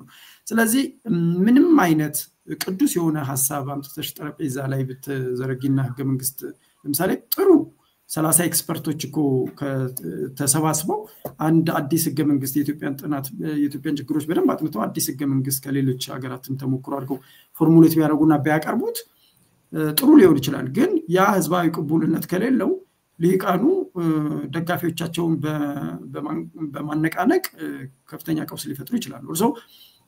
ቁጭ ብለው ሲመክሩ ሰማው ለራሳቸው ቦታ ላይ ያገኙ ይችላሉ አይደል? በዚህ ሀገረ መንግስት ግንባታ ውስጥ ይሄንን አሻራ ያበረከትኩ ነው የሚል ሊያገኙ ይችላሉ። ስለዚህ የልሂቃን ድርድርና ምክክር ያስፈልጋል ከብዙሃን ድርድር በፊት ብዬ ነው የማስበው። ህገ መንግስት መጻፍና ማርቀቅ የመሳሰሉ ነገሮችን ቢሆኑ የልሂቃን ናቸው እንጂ የብዙሃን አይደሉም። የጨረባ ተስካር ነው የሚሆነው። በተለይ 120 ሚሊዮን ህዝብ ይዘሽ ሁሉንም ልትወኪና አሳትፈሽ የሆነ ፎርሙላ ልታውጪ የምትችይበት እድል በጣም አነስተኛ ነው። ግን ፍሬምወርክ አይደለም የሚያበጀው ህገ መንግስት ያንን ማድረግ የሚችሉት ኤክስፐርቲዙ ያላቸው ሰዎች ናቸው። ግን ለኤክስፐርቲዞቹ ይሁንታ ለመስጠት የፖለቲካ ልሂቃኑ ወይም ደግሞ ተጽዕኖ መፍጠር የሚችሉት አካላት መጀመሪያ ተቀራርበው አንድ የምንስማማበት ሰነድና ያ ሰነድ በሚደነግገው የጨዋታ ህግ መሰረት የምንጫወትበት ሜዳ ያስፈልገናል። እነሱ እንዴት እናደርግ ብለው እነርሱ ተስማምተው መጨረስ አለባቸው። አለበለዚያ ዲፊከልት ግን ስናገረው እንደምናገረው ቀላል እንዳልሆነ ይገባኛል። ያናደዳልም ቀላል አለመሆን ብቻ ሳይሆን ወይ እንዳልከው ያው ለመተግበር የማይመችም አንዳንዱ ነገር ደግሞ ምሁራዊ የሆነ እይታ የሚያስፈልገውም ከመሆኑ አንፃር አሁን አንዳንድ ጊዜ በምክክር ኮሚሽኑ ኃላፊዎች የሚቀርቡ አይነት አይኛ ትኩረታችን ሊቃኑ እንደዚህ ላይ ሳይሆን እስካሁን ድረስ እንደዛ ነበር፣ ግን አሁን እኛ ብዙሃኑ ላይ ነው ህዝቡ ላይ እንደዚህ የሚሉት ነገር አለ። ጥሩ ነው፣ ግን ከተግባራዊነቱም እንዳልኩህም ደግሞ ቅድም አንተም እንደጠቀስከው አንዳንድ ነገሮች የግድ የሚጠይቁትም ነገር አለ አይደለ? ለምሳሌ ከህገ መንግስት ጋር የክልል አወቃቀር ምናምን እንደዚህ ስንልና በሌላኛው በኩል ደግሞ ያለ አግባብ የፈረጠመ ይሄ የአክቲቪስት ምናምን የፖለቲከኛ ጡንቻ አለ። ያንንም የማያሟላ ማለት ነው። ምሁርም የማትለው አይነት ነው በአብዛኛው እና ስለዚህ ከሁለቱም ያለ መሆን አይነት ነገር እና የፈለገ ቆንጆ የሚባል አይነት ነገር ቢመጣ ሀገርን በጥሩ ሊያንቀሳቀስ የሚችል አይነት ነገር እነሱ ካልተቀበሉት የማይሆንበት አይነቱ ነገር እሱ በጣም የሆነ የሚያስቆጭም አይነት ነገር አለው። ለዛኛውም ስለማይበቁ ማለት ነው። ብዙዎቹን እንዲሳያቸው ይሄ በጣም ተጽዕኖ ፈጣሪ ምናምን የሚባሉት አይነት ለዛ ምሁራዊ ምናምን ለሚባለው አይነት ውይይት እንኳን የማይበቁ መሆናቸውን ስታይ ማለት ነው። እና እንደው እሱን ትንሽ ልጨምርበት ልክ ነው። እስማማለሁ በጣም ግን አይ ቲንክ ስፒኖዛ ነው መሰለኝ እውነት ለውሸት ማርከሻ ናት ይላል። እና ምንድነው እነዚህ ብዙ ትርምስ የሚፈጥሩ አክቲቪስቶች የምንበላቸው ተወራሪዎች እነሱ ይሄንን ለማድረግ የቻሉት ችግሮች ስላሉ ችግሮቹ ላይ ነው ካፒታላይዝ የሚያደርጉት ማለት ነው። ለምሳሌ ናሽናል ዲያሎጉ ላይ በርካታ ጥያቄዎች ይነሳሉ አይደለም? እነዛ በርካታ ጥያቄዎች ይዘው የሚያጠውዙ ሰዎች ሊኖሩ ይችላሉ። የሚያጠውዙት ለምንድን ነው? ቢኮዝ ችግሮች ስላሉ ነው። እና ግን እውነት ካለ ማለት ምንድነው በጀኒዩንሊ ፓርቲሲፔት ለማድረግ እየተሞከረ እና ተሳተፉና እነዚህን ነገሮች አድርጉ without restrictions እና with genuine efforts to include everyone በተለይ ያው በሊቃን ነው everyone represent የሚደረገው እንደዚህ ተደርጎ ጥረቶች ተደርገው ከዛ በኋላ እኔ የምፈልገውን ሐሳብ ለምሳሌ ናሽናል ዲያሎጉ ላይ የሚነሳው ጥያቄ ምንድነው አሁን ጠቅላይ ሚኒስትሩ የሚፈልጉት ነገር አለ። ለምሳሌ ፕሬዚደንቱን ይሄ ፓርላሜንታሪ ስርዓቱን ወደ ፕሬዚዳንታዊ ሊቀይሩት ይፈልጋሉ ይባላል በተደጋጋሚ። እንደዚህ ሊጭኑብኝ ነው የሚፈልጉትን ከዛ እኔ ቁጭ ብዬ ወያየና መጨረሻ ላይ እኔ ላይ ይፈልገው ይሆናል። ከዛ በኋላ እኔ ሌጂቲማይዝ ላደርገው እችላለሁ ፕሮሰሱን ብሎ እንዳይፈሩ የሚያደርግ ጀኒውን ፕሮሰስ ካለ የዛን ጊዜ እውነቱ ራሱ ሁኔታው እና ድርጊቱ ተግባሩ ያንን ትችቱንና ክሪቲሲዝሙን ስለሚያንኳስሰው በስተመጨረሻ እንደዛ አይነት ድምጾች ሊከስሙ ይችሉ ይሆናል የሚል ተስመኝነት አለኝ። እንግዲህ በርካታ ጉዳዮችን የምታነሳበት ነው በተለይም ከቋንቋም ጋር ተያይዞና ጽሁፉን አንብቡት ለማለት ወዳለው የተወሰነ ነገር ብቻ ነው እኛ እዚህ እየነካካን ያለ ነው። ወደ ሁለተኛው ጉዳይ ስልጣንን የመግራት ጉዳይ ከመሄዳችን በፊት ጽሁፉ የት ይገኛል የሚለውንም እንደዚሁ ጠቆም ማለት ብታደርግልን ደስ ይለኛል። ጽሁፉ የብሎጌ ላይ ነው befike.blogspot.com ነው ወይም ደግሞ befeke.blogspot.com። እሺ ስለዚህ አሁን በዚህ ማናነሳቸውን ጉዳዮች ታገኙበታላችሁ ማለት ነው። እስኪ ይሄ ልቅ የሆነ የመንግስት ስልጣንን መግራትን በተመለከተ ቅድም ጠቆም ያደርኩልህ ነበር። በዋናነት ችግራችን ብሎ አሁን በፕሮፌሰር መሳይ በኩል የሚታሰበው ይሄኛው ነውና ሌሎቹ አሁን የተነጋገርናቸው ነገሮች በሙሉ እዛ ውስጥ እንደሚወድቁ እንደሚያስብ ነው የገባኝና እሱን ነገር እንዴት ታያለህ? ይሄኛው ተገርቶ ቢሆን ኖሮ ስልጣንን መግራት ቢቻል ኖሮ ይሄ ንግግሮቹ ውይይቶቹ ወይንም ደግሞ በቃ አብዛኛው ድምጽ የሚባለው ነገር እየተሰማ የሚሄዱ ነገር ይኖር ነበርና ያኛው እስካሁን የተነጋገርንበትም ችግር ላይሆን ይችል ነበር የሚለውን አይነት አስተያየት እንዴት ታያለህ? እውነቱን ለመናገር ዋነኛው እኔም በየማስበው ስልጣንን መግራት አለመቻል ነው ብዬ ነው የማስበው። ግን ብቸኛው አይደለም። ለምሳሌ ስልጣን ቢገራና ኢትዮጵያ በጣም ዲሞክራሲያዊ ብትሆን በአሁኑ የብሔረሰባዊ ፌደራላዊ መዋቅር ውስጥ መበታተናችን ያለምንም የማያጠያይቅ ነገር ነው። መበታተን ብቻ ሳይሆን ደግሞ ከመበታተን በኋላ የሚመጡ ግጭቶችም ይኖራሉ ብዬ ነው የማስበው። አንደኛ በተበታተኑት ሀገራት መካከል ወይም ንዑስ ሀገራት መካከል እርስ በርስ ግጭት ይኖራል፣ ግን ውስጣዊ ግጭቶችም የማይቀሩ ናቸው።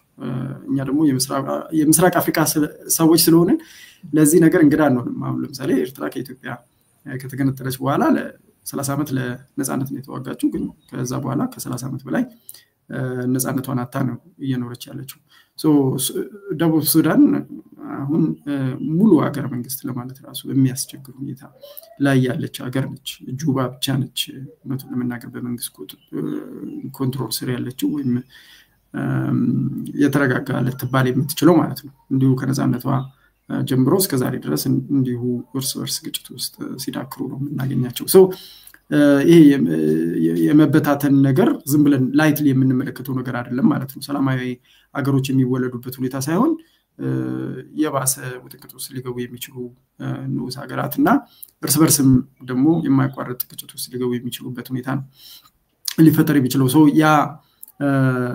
ያንን ራሱ ፌደራላዊ መዋቅሩ ሊያስከትለው ይችላል ሌሎችም ችግሮች ሊያስከትሉ ይችላሉ በያስባለሁ ግን በዋነኝነት ለምሳሌ በንጉሳዊ ስርዓቱም ይሁን በደርግ ስርዓቱም ይሁን በኢህአዴግና በልጽግና ያለማቋረጥ የምንመለከተው ነገር ምንድነው ስልጣን አልተገራም ከስልጣን ቁንጮ ላይ የሚቀመጠው አሁን ፌደራል መንግስቱ ላይ የሚቀመጠው ወይ ፕሬዝዳንቱ ጠቅላይ ሚኒስትሩ የሁሉም ጠቅላይ የስልጣን አካል ሆኖ ነው የሚቀመጠው ስልጣኑ አይገደብም ማለት ነው በተለያዩ የዲሞክራሲ ተሞክሮ ባላቸው ሀገራት ውስጥ ቢያንስ 3 የመንግስት ቅርንጫፎች አሉ ስራ አስፈጻሚ የሚባለው ያው ጠቅላይ ሚኒስትር በኢትዮጵያ ኮንቴክስት ጠቅላይ ሚኒስትሩና ካቢኔውን የሚያካትተው ማለት ነው አለ እንዲሁ ይሄ ደግሞ ስራ አስፈጻሚው ፖሊስ ይኖራል በስሩ ፍርድ ቤት ወዘተርፈ ይኖራል ፍርድ ቤት ለብቻው ነው በርግጥ ግን እሱን የምናይበት ይኖራል መንገድ ይኖራል ግን ከዛ ይሄ ስራ አስፈጻሚው አለ ከዛ ህግ አውጪው አለ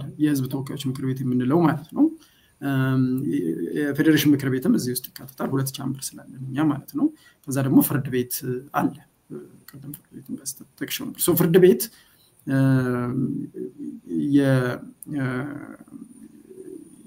አንዱ የመንግስት ቅርንጫፍ ሆኖ ሚዛንና ቁጥጥር ለማድረግ እንትን ማለት አለበት ማለት ነው ህግ ተርጓሚ ነው ተብሎ የሚገመተው ማለት ነው የወጡትን ህጎች ይተረጉማል ግን የያስፔድ ጽሁፍ አንዱ የሚያነሳው ህገ መንግስት ፍርድ ቤት ያስፈልገናል ነው የሚለው ህገ መንግስትን ትርጉም በሚያስፈልግበት ሰዓት ፍርድ ቤቶች የሚልኩት እስካሁን ድረስ ወደ ፌደሬሽን ምክር ቤት ነው የፌደሬሽን ምክር ቤት ደግሞ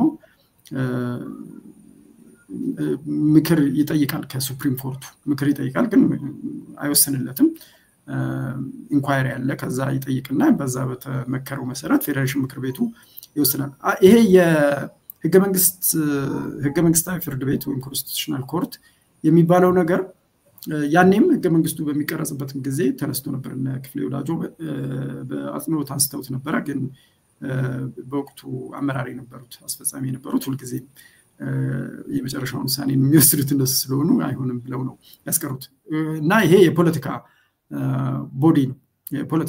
ቦዲ ነው ምክንያቱም የክልሎች ምክር ቤቶች ናቸው የሚሾሙት የሚሰይሙት የፌደሬሽን ምክር ቤቶች የስራ አስፈጻሚው ስልጣን ውስጥ ይገባል ማለት ነው ህገ መንግስትን የመተርጎም ስለዚህ ፍርድ ቤትም ስራ አስፈጻሚውን አይዳኝም ማለት ነው ስለዚህ በኢትዮጵያ ከ3ቱ ቅርንጫፎች ውስጥ ሁሉ ጊዜም ባለፉት ታሪኮቻችን በሙሉ ሁሉ ጊዜም የስራ አስፈጻሚው ስልጣንና ጡንቻ እጅግ የበዛ ነው ምክር ቤቱ ሊቆጣጠረው የሚችልበት ሁኔታ የለም ምናልባት በጣም ዲሞክራሲያዊ የሆነ ምርጫ ቢካሄድና ምክር ቤቱ የህዝብ ተወካዮች ምክር ቤት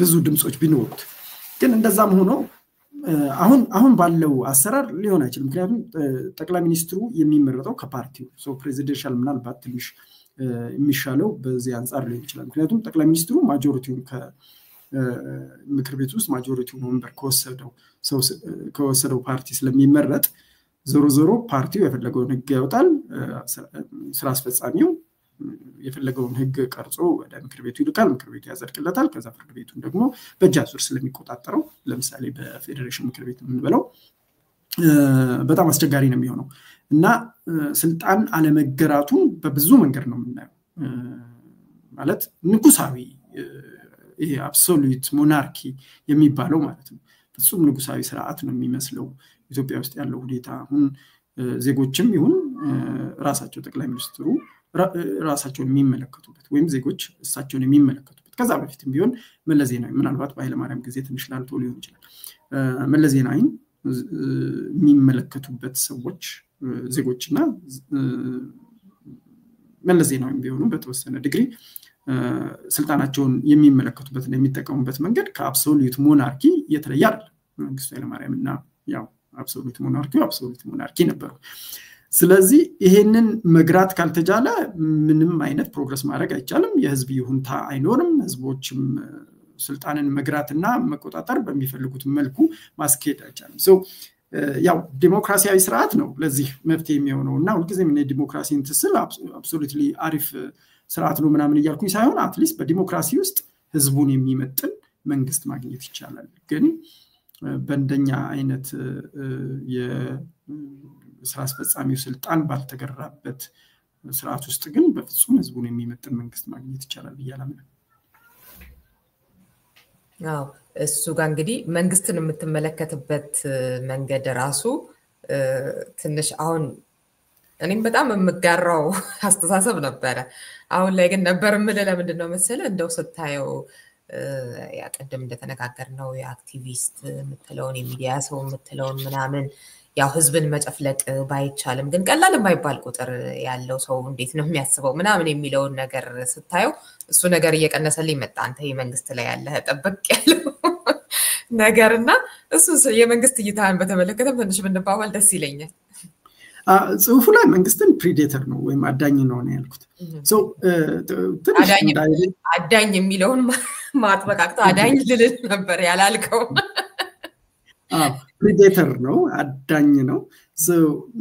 እኛ ታዳኝ ነን ማለት ነው እንደ ዜጋ። እንደዛ ብዬ ነው የማስበው። እኛ እንደ ዜጋ ወይም ደግሞ እንደ ሰብአዊ መብቶች ተሟጋች እንደ ሚዲያ ሰዎች እንደ ሲቪል ማህበረሰብ ተዋናዮች መንግስትን መቆጣጠርና በጥርጣሬ መመልከት ነው እንጂ ያለብን አምነን ሁሉ ነገር ስተን መቀመጥ የለብንም የሚል አመለካከት ነው ያለኝ። እዚህ ላይ ትንሽ ብዙ ጊዜ ላለመውሰድ እሞክራለሁ ግን ሁለት ነገሮችን ማንሳት ፈልጋለሁ። መጀመሪያ ራሱ የመንግስት አመጣጥ እንዴት ነው የሚለው ማለት ነው። መንግስት እንዴት መንግስት ሆነ የኢትዮጵያ ሳይሆን አጠቃላይ የመንግስቶች ታሪክ ነው ማንሳት የምፈልገው ማለት ነው። ሁለተኛው ደግሞ በኢትዮጵያ ውስጥ ለምሳሌ አሁን ከቅርብ ጊዜ ወዲህ እየተነሱ ያሉት ቀውሶች መንግስት ጠንካራ ስላልሆነ የሚመጣ ነው ወይም ሌቪያታን ይሄ ቶማስ ሆብስ የሚለውና ያስፔድ አንስቶት የነበረው በጽሁፉ ስለሌለ ነው ወይ የሚለውንም እሱ ላይም ሪፍሌክት ማድረግ ፈልጋለሁ። የመጀመሪያው በተለይ ማክሮን ኦልሰን የሚባል አንድ ኢኮኖሚስት የጻፈውን አንድ ቲዮሪ ወይም ቴሲስ ላንሳ መንግስት እንዴት ተፈጠረ ሲባል ሌሎችም የሚስማሙበት ነው ይሄንኛው በአብዛኛው ማለት ነው። መጀመሪያ የነበረው እንግዲህ አዳይ ለቃሚ ማህበረሰብ ነበረ በአብዛኛው። ስለዚህ የዛ ኢጋሊቴሪያን የሆነ ሶሳይቲ ነበር የነበረን በትንሽዬ በአንድ 50 ሰው ምናምን ሆነው በግሩፕ የሚኖሩ ሰዎች ነበር የነበሩት። ግን እርሻ ሲጀምር የሰው ልጅ ከዛ በኋላ ማምረት ጀመረ ማለት ነው። የንብረት ሐሳብ መጣ ማለት ነው። አሁን የሰበሰበውን እያከማቸ መኖር ሲጀምር ንብረቱን ለመጠበቅ ይፈልጋል። ከዛ ደግሞ የዛን ጊዜ ነው ሽፍቶች የተፈጠሩትና ቋሚ ሽፍቶች ወይም ስቴሽነሪ ባንዲትስ እና ሮቪንግ ባንዲትስ የሚሏቸው ወይም ተንቀሳቃሽ ሽፍቶች አሉ። ተንቀሳቃሽ ሽፍታ ሲመጣ ያለሽን ንብረት ያከማቸሽውን ንብረት በሙሉ ዘርፎሽ ነው የሚሄደው።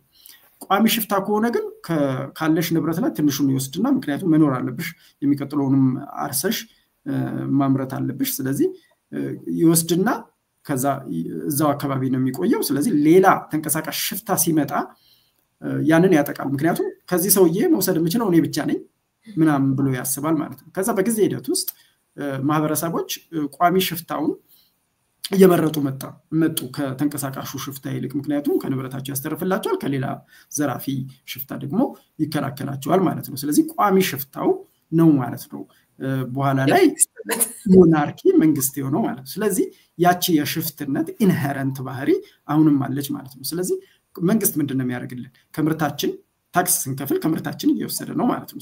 በስንዴ በቁና በምናምን ባይሆንም የምንከፍለው ማለት ነው። ከምርታችን ቆርጦ ይወስዳል፣ ከመብታችንም ቆርጦ ይወስዳል። እንዲውጣ ግባ አትግባ ምናምን የሚል ነገር ይወስዳል። ግን ያኛው መንግስታዊ ስርዓት በጊዜ ሂደት ውስጥ ምንድነው የተደረገው? በመንግስትና በህዝቦች ድርድር ከድሮ እንግሊዝ አገር ማግና ካርታ ከወጣበት ጊዜ ጀምሮ ወይም ደግሞ ከዛ በፊት ህግጋት መውጣት የሙሃራቢ ህጎች መውጣት ከጀመሩበት ጊዜ ጀምሮ በመንግስትና በህዝቦች መካከል በመንግስት ኃይሎችና ሶሳይታል ፎርስስ ማለት ነው ህዝቦች መካከል ድርድሮች አሉ ሁሉ ጊዜ ዜጎች መብቶቻቸውን ለማስፋት ምርቶቻቸውን ለማስፋት ከመንግስት ጋር ይደራደራሉ መንግስትም እንደዛው ይሞክራል ስለዚህ የመንግስት ስልጣን እየተገደበ የመጣው በዛ ሂደት ነው ስለዚህ ሁሉ ጊዜም እኛ እንደ ህዝብ ወኪሎች እና እንደ ህዝብ እንደ ዜጎች የመንግስትን ስልጣን መገደብ ላይ ነው ማተኮር ያለብን በየማስበው ለዛ ያቺ ሽፍትነት የቋሚ ሽፍትነት ባህሪ ስላለችው ማለት ነው አሁን ምንድነው ቋሚ ሽፍታው በዘሩ ማውረስ አይችልም ወዘተረፈ በጉልበቱ ማደር አይችልም የሚገዛው ህግ አለ ያ ህግ ደግሞ ህገ መንግስት ያ ነው ይሄንን ሐሳብ ይዤ ነው የምመጣው ማለት ነው ሁለተኛው ነገር የኢትዮጵያ እንትን ነው የኢትዮጵያ ይሄኛው በተለይ በቅርብ ጊዜ የተከሰተው ለውጥ ያድግ እንግዲህ ጠርንፎ ይዞ ስለነበረ ልክ እንትን ሲል አለ አይደለም በህዝቦችና ከዛ ፓርቲዎች በተፈጠረ መከፋፈልም ለውጡ ሲመጣ ብዙ ኬዎሶች የሞብ ጃስቲስ እንትን የደቦ ፍርዶች በዙ የእርስ በርስ ግጭቶች ከዛ የለየለ ጦርነትና የትጥቅ ትግሎች እዚህ መዛም ፈነዱ ማለት ነው እነዚህ ሲከሰቱ ገና መጀመሪያ ላይ ለምሳሌ ምን ሚል እንትን መጣ ለካ ኢትዮጵያውያን እርስ በርስ ተስማምተውና ተፋቅረው የሚኖሩት ከላይ አንድ ለቪያታኑ ያ ለቪያታኑ ስላለ ነው የቶማስ ሆብስ ፍልስፍና መጣና ስላለ ነው ተባለ ማለት ነው እሱ በጣም ብዙ ዲቤት የተደረገበት ነው በነገራችን ላይ የዛንም ቢሆን ብዙ ተተችቷል ማለት ነው ሰዎች እርስ በርሳቸው በነገራችን ላይ በመተባበርና በሰላማዊ ሁኔታ ብዙ ኖረዋል ግን አሁን ፖለቲካዊ ኢኮኖሚያዊ ሁኔታዎቹ በተካረሩና ብዙ ቅራኔዎችን ራሱ የመንግስት አፈና ራሱ ከፈጠረ በኋላ ልክ ያኛው ሲነሳ እርስ በርስ እንዳይጋጩ መጠበቅም እንትን ነው ግን ተነስቷልን ብሎ ማሰብ አይቻልም አንድ የተፈጠረው ምንድነው በኋላ ላይ እንደውም ለማመገርሳ ብሎታል ተብሎ አንድ ሰሞን ሶሻል ሚዲያ ላይ በጣም ሰርኩሌት ሲያደርግ የነበረ ነገር ምንድነው የሚለው መናገር አለመናገሩን እርግጠኛ አይደለሁም ግን እንትን ጭቆና መሸከም ችለን ነበር ነፃነት ግን መሸከም አቃተን የሚል አባባል ማለት ነው የመጀመሪያው ስህተት ነፃነት አልተሰጠም ቱ ቢ ኦነስት እና ይሄ ህግ አልባነት ነገር ነው የተፈጠረው ለምሳሌ የመንግስት ራሱ ኢንፎርስ ማድረግ የሚያደርገው የነበረው ህግና ኢንፎርስ ማያስደርገው ህግ ነበር ለምሳሌ የፓወር ስትራግል ውስጥ ስለነበር በወቅቱ ይሄ ለውጡ ተከሰተ በተባለበት ጊዜ ፓወር ስትራግል ውስጥ ስለነበረ ለስልጣን ያሰጉኛል ብሎ የሚያስባቸው የፖለቲካ ቡድን ወደ አመራር እየመጣ ያለው ቡድን ያሰጉኛል ብሎ የሚያስባቸው ሰዎች ላይ የሚደረጉ ጥቃቶችም ይሁኑ እርምጃዎችን ቸል ይያለ ነበር የህግ የበላይነት እየተከበረ ነበር ወደ ራሱ ሲመጡ ደግሞ ኢንፎርስ ያደረጋቸው ነበር በእነዚህ ምክንያቶች የተፈጠረ ኢንስቲትዩሽናል ብሬክዳውን ነው ተቋማዊ ስርዓቶች የህግ የበላይነት ወዘተርፈ የተንኳሰሰበት ሁኔታ ስለተፈጠረ ከዛ በኋላ ሁሉ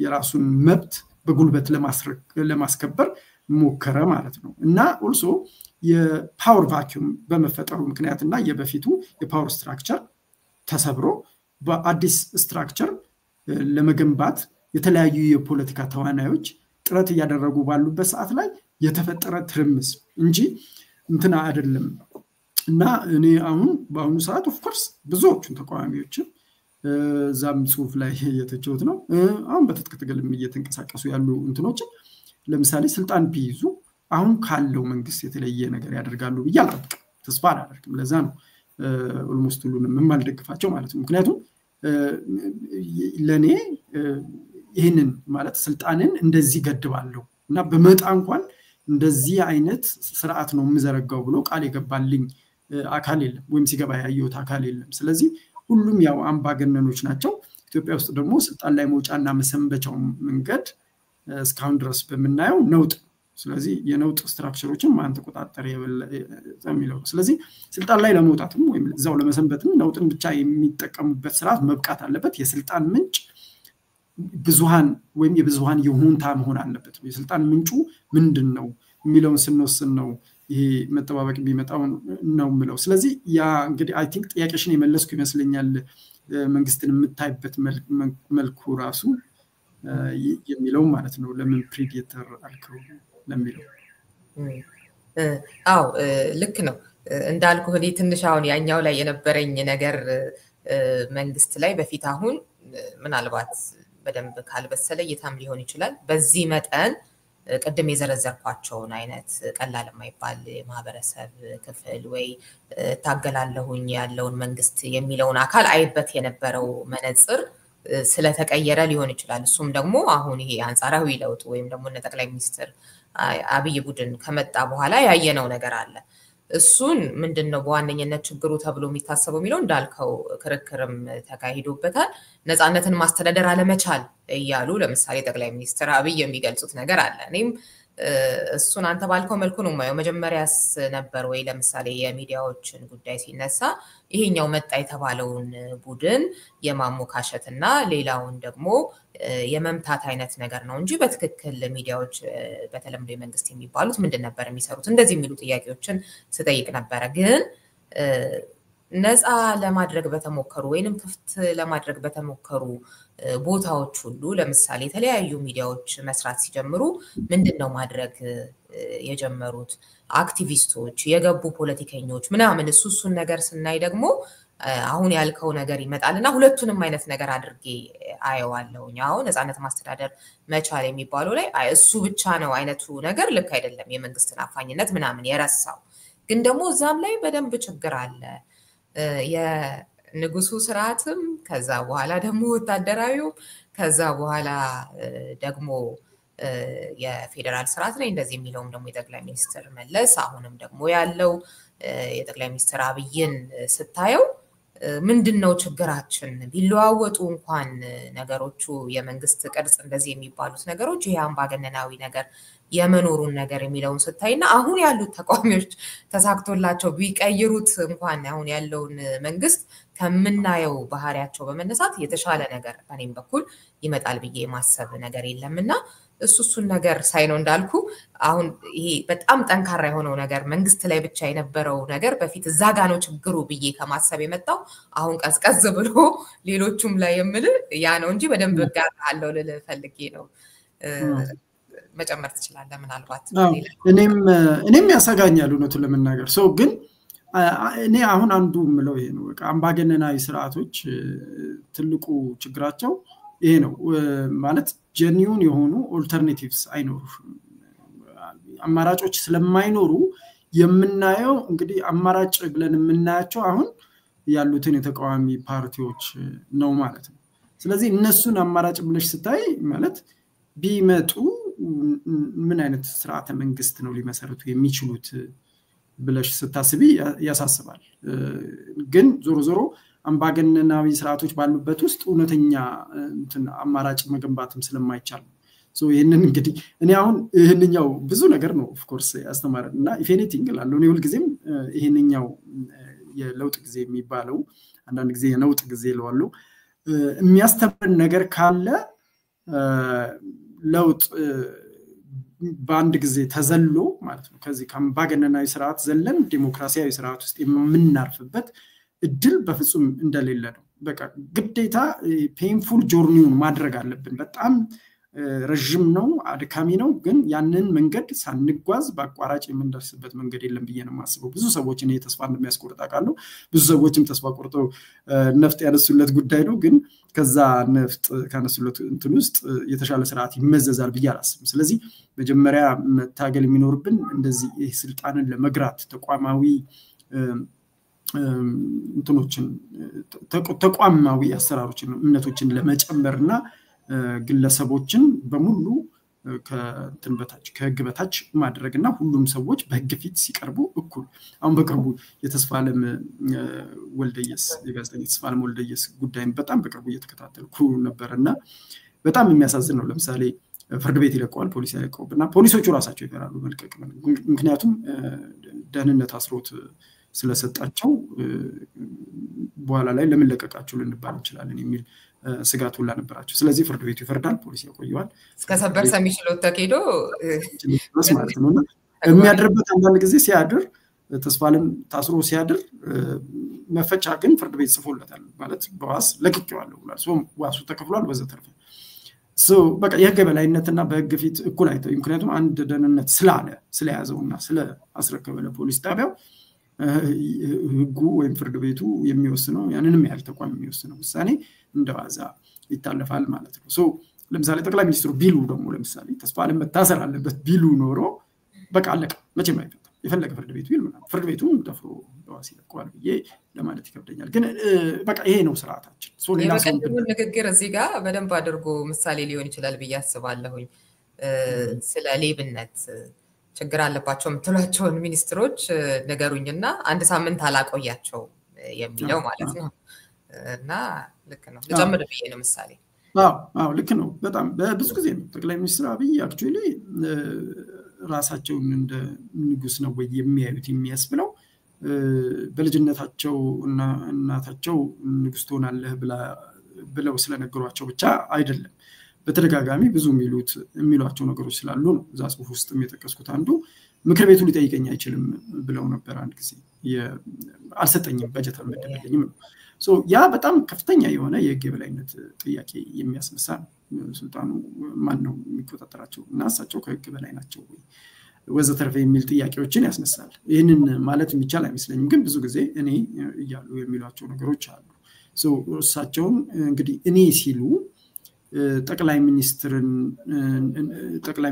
እንደ ተቋም እየቆጠሩ ከሱ ተቋም የኔ ተቋም ለማለት ነው የሚሉት ወይስ ራሳቸውን እንደ ግለሰብ ከህግ በላይ ከተቋም በላይ አድርገው ወይም ተቋም አድርገው ያዩ ነው የሚለው በጣም አጠያያቂ ነው የሚሆነው ማለት ነው ሶ ዞሮ መዋቅሩ ይሄው ሆኖ አሰራሩ ይሄው ሆኖ አንድ ሰው አምጥተን ብንቀይር ምንም ለውጥ እንደማይመጣ ነው ያለፈው ጊዜ ያስተማረን እና ተቋማት ላይ መስራት አለብን ሚዲያዎች መገንባት አለብን ሲቪል ማህበረሰብ ድርጅቶች እነዚህ የአራተኛ የመንግስት ቅርንጫፎች ናቸው ሶስቱ የመንግስት ቅርንጫፎች ራሱ እርስ በርስ የሚጠባበቁ ሆነው እንዲያድጉ እነዚህ ታዛቢዎች በነፃነትና በገለልተኝነት በብዛት መስራት መቻል አለባቸው እና በኃላፊነትም ስሜት ጭምር መስራት አለባቸው ከዛ ደግሞ የፖለቲካ ፓርቲዎች አማራጭ ተቋሚ የፖለቲካ ፓርቲዎች ብቻ ሳይሆን አማራጭ የፖለቲካ ፓርቲ ያስፈልጋል ለምሳሌ ኢትዮጵያ ውስጥ ብዙ የፖለቲካ ፓርቲ ኢዜማ ነው የሚሰጠው ኢዜማ አይደለም ብዙ ፖሊሲ ያለኝ ምናምን ግን እስኪ ምንድነው አማራጩ ለምሳሌ ምንድነው የሚተካው ኦፍ ኮርስ ዝም ብሎ እንደዚህ ሰርፌስ ላይ ምናምን የፌደራል መዋቅር ወዘተርፈ ምናምን ከሚሉት ውጪ ምንድነው ሊሰሩ የሚችሉትና የሚለውጡት ብለን እንትን አይደለም ኦልሶ የምርጫ ነገር ምርጫ ቢመጣ እና ምናልባት ለምሳሌ ገዢው ፓርቲ ተጽዕኖውን ቢያቆም የህዝብ ተወካዮችን ምክር ቤት መሙላት የሚያስችል ወይም 50% + 1 ማግኘት የሚያስችላቸው መቀመጫ ማግኘት ይችላሉ አካታችነታቸው ራሱ በጣም ጥያቄ ውስጥ ይቀርባል አብዛኞቹ በነገራችን ላይ አገር አቀፍ ፓርቲዎች ሁሉ ጊዜ የምንለው የመንደር ፓርቲዎች ናቸው ዝም ብለን ስንመለከታቸው በጣም የዳይቨርሲቲ ችግር አለባቸው ስለዚህ ለምሳሌ እነከላይ አይገቡም አይመጡም ሊሉ ይችላሉ ሴቶችም ላይ እንደዛ ሲሉ ያለው በብሔረሰብ ደረጃ እንደዛ ሲሉ አይቻሉ ስለዚህ ለምንድን ነው የማይመጡት ለነሱ አፒል የሚያደርግ ነገር ለምንድን ነው እንደ አማራጭ ያልቀረጸው ፓርቲው ስለዚህ አማራጭ ፓርቲ ራሱ የለም አማራጭ ፓርቲዎች መኖር አለባቸው ሶ አማራጭ ፓርቲዎች ሲኖሩ ስትሮንግ ሲቪል ማህበረሰብ ድርጅቶች በጣም ጠንካራ እና ነፃ እንዲሁም ባለሀብትነት የሚሰሩ ሚዲያ ተቋማት ሲኖሩ ነው ለውጦች ሪያላይዝ ሊደረጉ የሚችሉት እና የሚፈልገው ነገር ሊመጣ የሚችለው ህዝብም የሚወከለው በእነዚህ ነው የህዝባዊ ይሁንታም የሚመጣው በእነዚህ ሆኖ ብዬ ነው ማምነው ሶ ያ እነዛ ሳይኖሩ ግን የፈለግነውን ያክል ጊዜ አብዮት ልናካሄድ እንችላለን የፈለግነውን ያክል የትጥቅ ትግል ልናደርግ እንችላለን ግን የህዝባችንን አበሳ እንዲያቆም ማድረግ እንችላለን ብያለሁ እንደው የንጉስን ነገር ስናነሳ እዚህም ሰሞኑን ሰልፍ እየተደረገ ነበር ኖኪንግ እየተባለና ፕሬዚዳንት ትራምፕም እንደ ንጉስ እያደረጋቸው ነው ተብሎ በእርግጥም በጣም እየታየ ነው መሳሰሉብኛል በነገራችን ላይ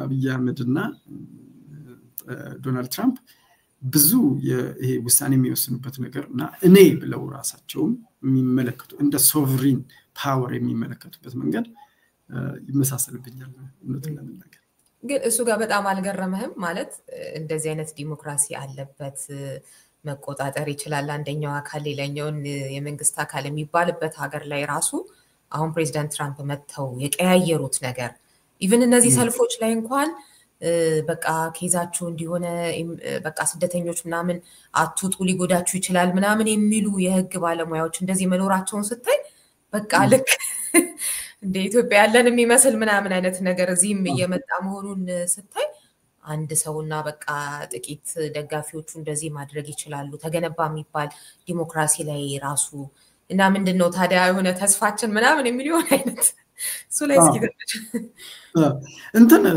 ባለፈውም እንደዚሁ ስልጣንን ስለመግራት ሌላ ጽሁፍ ጽፌ ነበር ግለሰብ ፓርቲ መንግስትና አገር የሚል ማለት ነው አምባገነኖች በተለይ አምባገነናዊ ፐርሰናሊቲ ያላቸው ሰዎች ራሳቸውን ከፓርቲ ጋር የራሳቸውን ህልውና ከፓርቲው ህልውና የፓርቲውን ህልውና ከመንግስት ህልውና እንዲሁም ደግሞ የመንግስትን ህልውና ከሀገረ መንግስቱ ህልውና ጋር ያቆራኙትና እኔን ከነካችሁ ፓርቲው ከተነካ መንግስቱ ከተነካ አገሩ ይፈርሳል የሚል ማስፈራሪያ ያመጣሉ እውነትም ነው ደግሞ አሁን ዶናልድ ትራምፕ ምንም ጥያቄ የለውም አፍሪካ አገር ውስጥ ወይም ደግሞ አፍሪካ የሚለው ዘረኝነት ሊሆን ይችላል ግን አምባገነናዊ ሀገር ውስጥ ቢሆኑ ኖሮ ስልጣናቸውን አብሶሉትሊ የሚጠቀሙ ሰው ነበሩ ግን በጣም ምናልባት ስትሮንግ የሚባል ዴሞክራሲ ውስጥ ነው እንግዲህ ያንን የሚያህል ትርምስ መፍጠር የቻሉት ስለዚህ ያገኙትን ልፖል ሁሉ ነው እየተጠቀሙ የሚያተራምሱት እንደውም እዛ ትንሽዬ ሪስትሬንት አለባቸው ስለዚህ ኢቭን አሜሪካውያን አሁን አንዳንድ ጽሁፎችን አነባሉና ለካስ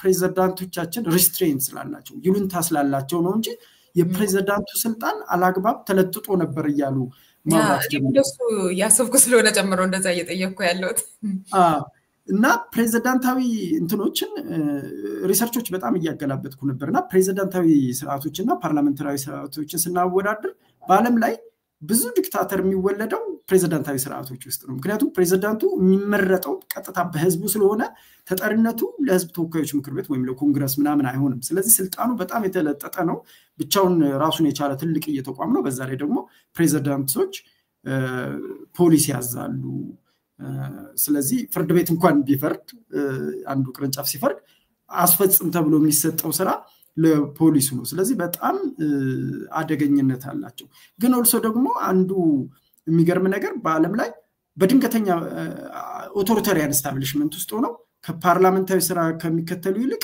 ዲሞክራሲያዊ ስርዓት ምንድነው ፕሬዝዳንታዊ ስርዓት የሚከተሉት በድንገተኛ ምርጫ ሊወድቁ ይችላሉ አምባገነን ፕሬዝዳንት በድንገተኛ ምርጫ ሊወድቅ ይችላል ከአምባገነን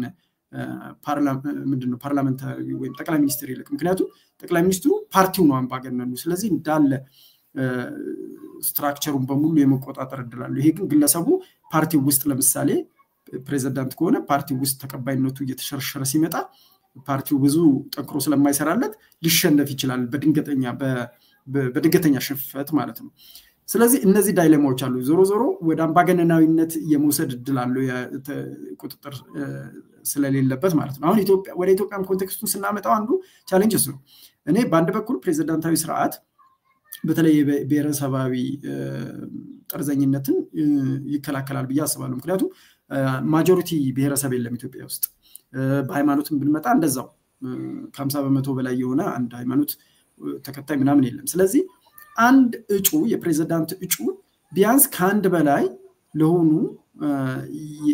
ብሔረሰቦች ኮንስቲትዩንሲዎች ሃይማኖት የሚሆኑ ወዘተርፈ እንትን ማድረግ አለበት ማሳመን መቻል አለበት የፕሬዝዳንትነትን ማዕረግ ለማግኘት ማለት ነው ስለዚህ ያ በተወሰነ ደረጃ ያ ሰውዬም የሚከተለውን ፖሊሲ የሚያወራውን ወሬ ብሔረሰባዊ ጽንፈኝነትን የማያበረታታ እንዲሆን ሊያደርግ ይችላል ከዛ በሌላ በኩል ግን ፕሬዝዳንታዊ ሲስተሞች በባህሪያቸው ተጠሪነታቸው ለህዝብ ተወካዮች ለፓርላማ ስለማይሆን በባህሪያቸው አምባገነን የማብቀል እድል አላቸው ምክንያቱም እኔ ህዝብን የመረጠኝ ሊሉ ይችላሉ እነ ቻቬዝ ምናምን እንደዛ አይነት ነው በጣም በፖፑላር እነ ሂትለር ምናምንም የመጡት በእንደዚህ በፖፑላር ቮት እና ራዲካላይዝ የሚያደርግ የሆነ ነገር ሊፈጥሩና በኋላ ላይ ደግሞ ከፍተኛ የሆነ ቀውስም ሊያስከትሉ ይችላሉ የሚል ነው እንደ ህዝብ ራሱ መንግስት ቅርጽን ስንወስን ይህንን ከግምት ውስጥ ማስገባት አለብንና ግን ዞሮ አሁን አሜሪካ ለምሳሌ በተወሰነ ደረጃ ትራምፕን አዳራሽ ውስጥ ገብቶ ያፋጠጠ ወይም ደግሞ ያንጓጠጠ ራሱ በሰላም ወጥቶ ሊንቀሳቀስ ይችላል አዝሎንጋዝ ዜጋስ ከሆነ ድረስም ያው የውሳኔዎቹን የመቀየር ምናምን እንደዚህ አይነት የመቀየር የመቀልበስ አላቸው እዚህ አይሆንም that's ትልቁ እንትን እሱ ነው አትሊስት ይሄ ዲሞክራሲያዊ ተቋማት ሲኖሩሽ ቁጥጥርና ሚዛን ሲኖር ምናምን ንጉስ መሆን አስፓይሬሽን ያለውን ባለስልጣን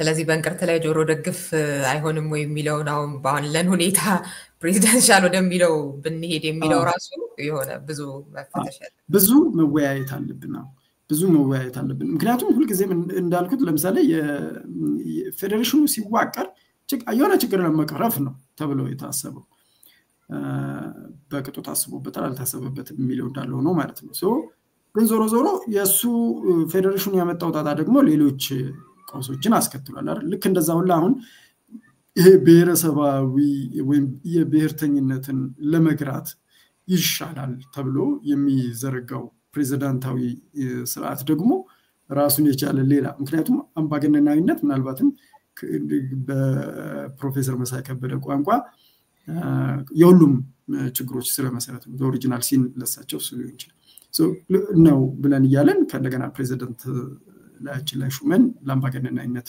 ተጋላጭ ሆነ ሞር ቮልነራብል የሆነ ስርዓተ መንግስት ልናቋቁም እንችላለን ማለት ነው ስለዚህ በጣም ፍጭት ያስፈልገናል እንዴት ነው ፕሬዝዳንት ይሁንሽ የፕሬዝዳንቱ ስልጣን ምንገድበው እንዴት ነው ሶ ሃይብሪድ የሚባል ስርዓተ መንግስት አለ ለምሳሌ እነ ፈረንሳይ ምናምን የሚጠቀሙበት ማለት ነው ሃይብሪድ የሚባለው ምንድነው ፕሬዝዳንቱ አለ ከዛ ደግሞ ፕሬዝዳንቱ ጠቅላይ ሚኒስትር ይሾማል ጠቅላይ ሚኒስትሩ ተጠሪነቱ ለህዝብ ተወካዮች ምክር ቤት ነው እና የህዝብ ተወካዮች ምክር ቤት ወይም ፓርላማ ነው ሶ ስልጣን ይጋሩታል አንዳንዶች ምን ያደረጉ ነው ለምሳሌ ፕሬዝዳንቱ መከላከያ ሚኒስትርንና እንትንን ይመራል የውጭ ጉዳይ ሚኒስትር ስለዚህ የውጭ ጉዳይ ግንኙነት እንዲሁም ደግሞ የመከላከያ ጉዳይ ሲሆን ስለዚህ አንድ የጸጥታ ኃይል አትሊስት በእንትኑ ስለሚኖር ያንን መቆጣጠር የሚችልበት እንትን ነው ከዛ ለህዝብ ተወካዮች ምክር ቤት ተጠሪነቱ የሆነው እንትን ደግሞ ጠቅላይ ሚኒስትር ደግሞ